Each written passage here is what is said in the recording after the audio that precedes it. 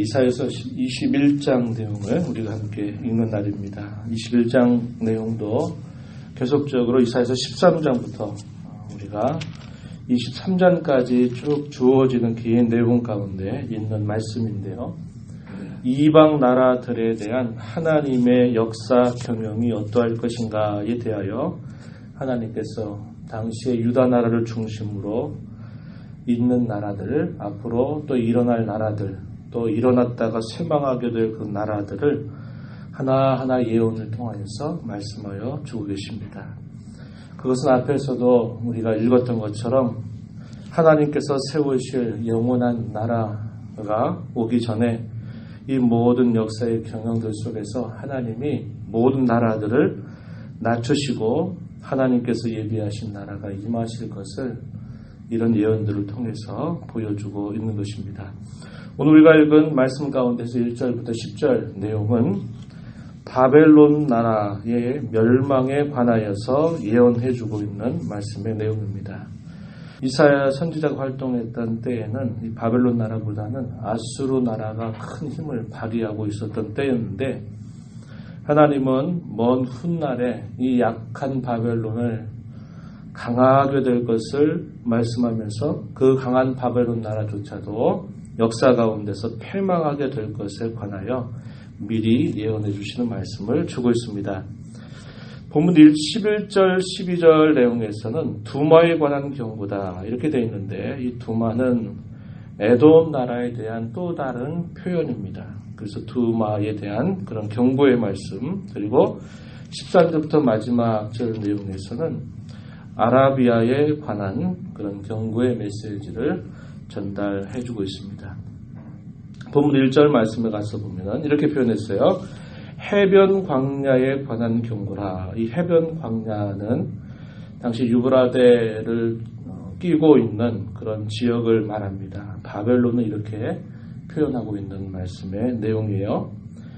해변 광야에 관한 경고라. 적병이 광야에서 두려운 땅에서 내게 회오리 바람 같이 몰려왔도다. 내게 남방 지역의 회오리 바람같이 적병들이 몰려온다. 이 말은 바벨론 나라를 멸망시키게 될 그런 군사들이 몰려올 것에 관하여 예고하는 말씀입니다. 바벨론 나라는 당시의 페르시아, 메데, 그리고 바사로 알려져 있는 그 나라에 의해서 멸망하게 되는 그런 결과를 맞게 되죠. 이에 대한 기록이 다니엘서 5장에 보게 되면 이 바벨론 나라의 마지막 왕이 벨사살이라고 하는 왕입니다. 근데 그 왕이 하나님 앞에 얼마나 교만한 태도를 취했는지 몰라요. 그러다가 하룻밤에 그가 죽임을 당하게 되면서 그 거대한 바벨론 제국이 망하게 되고 이제 메대와 바사 나라가 새롭게 세워지게 되는 그런 내용들을 우리가 다니엘서 5장에서 확인하는데 그에 대한 예언의 말씀이 이미 오래전에 선지자 이사야를 통해서 유다 백성들에게 전달되고 있다고 하는 겁니다. 2절 말씀을 가서 보면은 혹독한 묵시가 내게 보였도다. 속이는 자는 속이고 약탈하는 자는 약탈하도다. 여기 엘람이여 올라가고 메대여 에봇사라 그랬죠. 엘람이라고 하는 말은 당시 페르시아 혹은 성경 지명으로는 바사로 알려져 있는 나라입니다. 그리고 메대, 역시 메대와 바사, 이 나라가 바벨론 뒤에 이어져서 또 큰 제국을 형성하게 될 것, 그것을 우리가 역사적으로 기억하고 있는데요. 그에 대한 예언의 말씀, 이것을 표현해 주고 있습니다.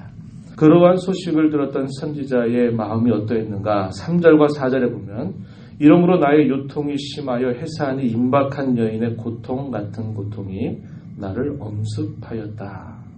내가 괴로워서 듣지 못하면 놀라서 보지 못하도다.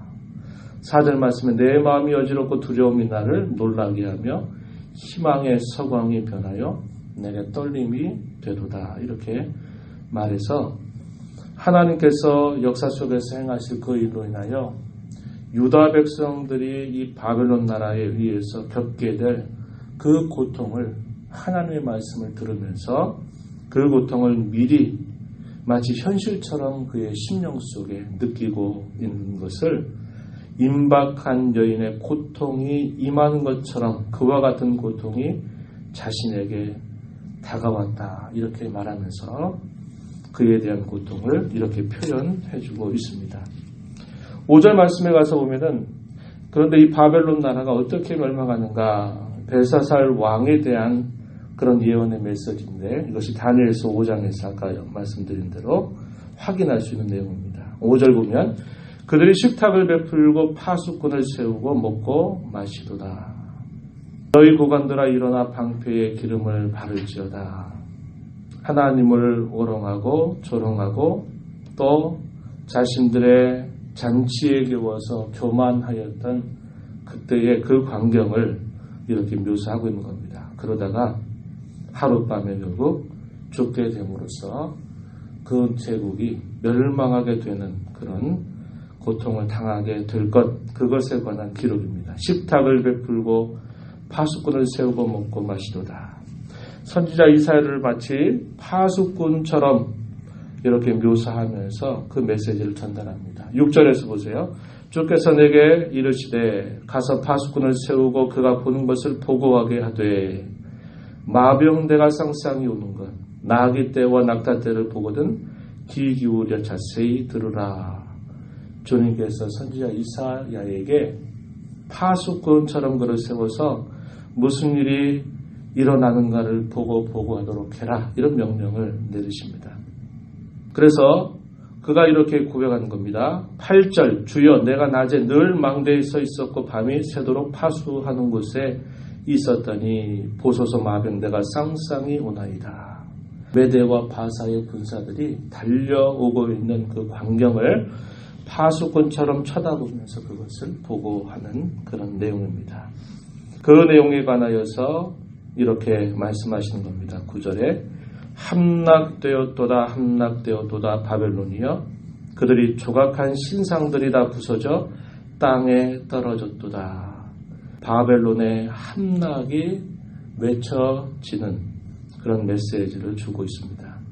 이 바벨론 나라가 참 세상 그 어느 나라보다도 강력한 그런 큰 제국을 형성하지만 이 바벨론 나라도 결국 교만으로 인하여서 하나님 앞에 진노를 받아 메데바사에 의해서 패망하게 되는 그런 내용들을 전달해 주고 있는데 그 중에 심판의 이유 가운데 하나 그것이 표현되어 있습니다. 9절 뒤에 보면 바벨론이여 그들이 조각한 신상들이 다 부서져 땅에 떨어졌도다.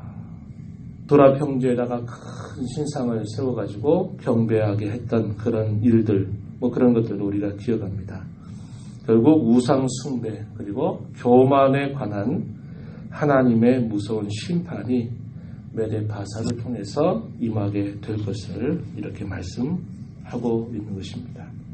이런 메시지를 선지자 이사야에게 말씀하시는 것은 무엇일까요?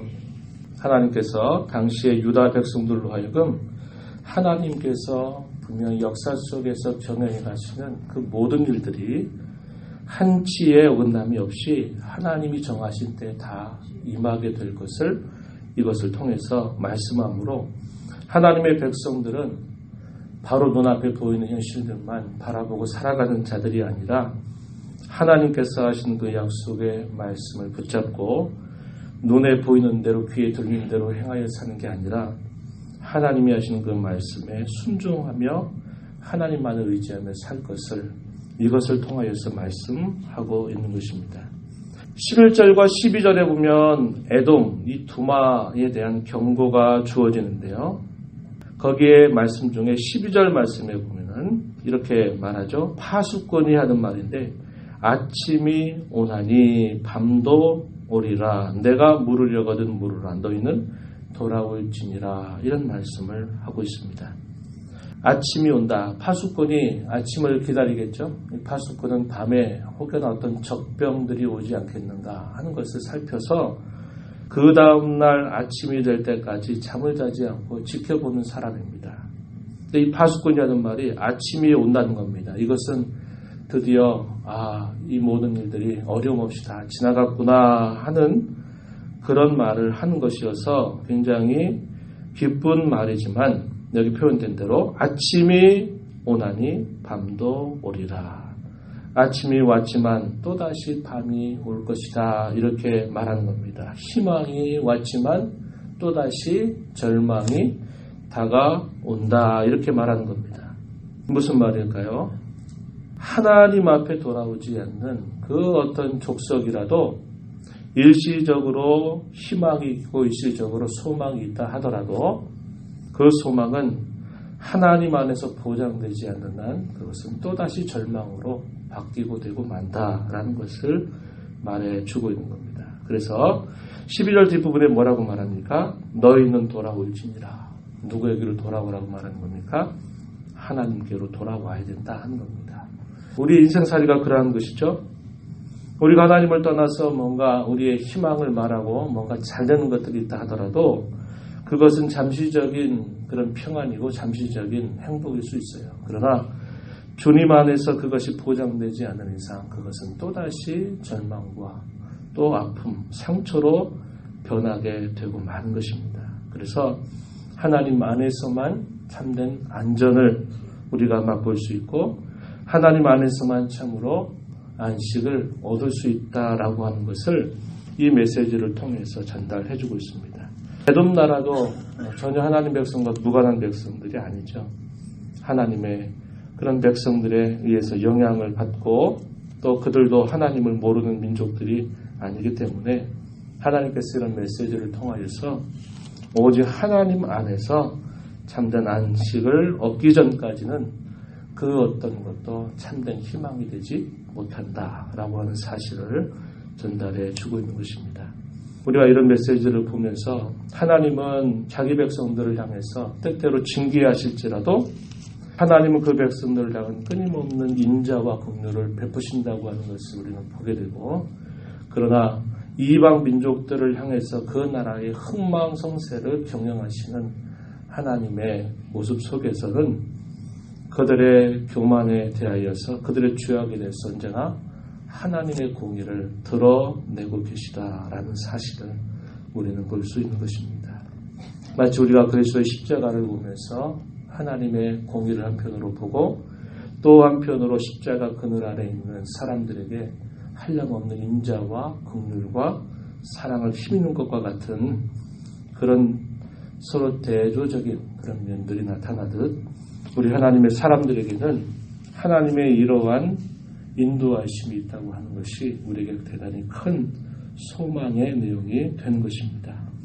이러한 말씀 우리가 마음에 간직하면서 언제나 하나님 안에서 다른 그 어떤 것들을 바라보고 의지하지 말고 오직 하나님만 바라보면서 그분의 하신 그 약속의 말씀이 반드시 이루어질 것을 소망 중 바라보면서 하나님만 섬기기를 다짐하고 주시는 말씀에 늘 의지하여 살아가는 저와 여러분 모두가 되기를 축복합니다.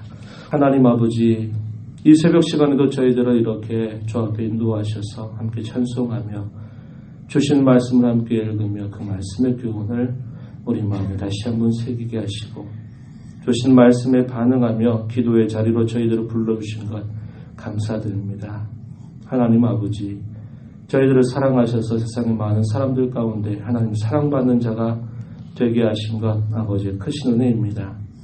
저희들의 죄를 따라 처치하지 아니하시고 때로는 하나님께서 역사 속에서 이스라엘 민족들을 징계하실지라도 그들을 향한 하나님의 한량없는 긍휼과 인자를 베풀어 주셨듯 저희들을 향한 하나님의 끊임없는 인자와 긍휼을 맛보며 살게 하신 걸 감사합니다. 믿지 않는 자들을 향하여서는 하나님이 그들의 죄를 따라 하나님의 공의를 드러낼 것을 우리가 살펴보면서 이 땅에서 하나님의 존귀한 자녀로 부름받은 것을 감사하고 기뻐하면서 오직 하나님 안에 우리의 참된 피난처가 있고 우리의 참된 안전이 됨을 우리가 믿음으로 고백하며 저희들의 눈에 보이는 대로 귀에 들리는 대로 우리의 보이는 환경에 의지하지 말고 하나님의 말씀에 언제나 의지하며 저희들의 걸음을 향하여 가는 복된 걸음이 되도록 인도하여 주시옵소서. 은혜의 보호자 앞에 나와서 하나님 앞에 은혜를 구하며 또 이 하루를 시작하는 모든 심령들에게 이 시간도 기도 가운데 풍성한 은혜를 베푸시고 주와 동행하는 복된 걸음을 살도록 주장하여 주시옵소서. 귀하신 예수님 이름으로 기도하옵나이다. 아멘.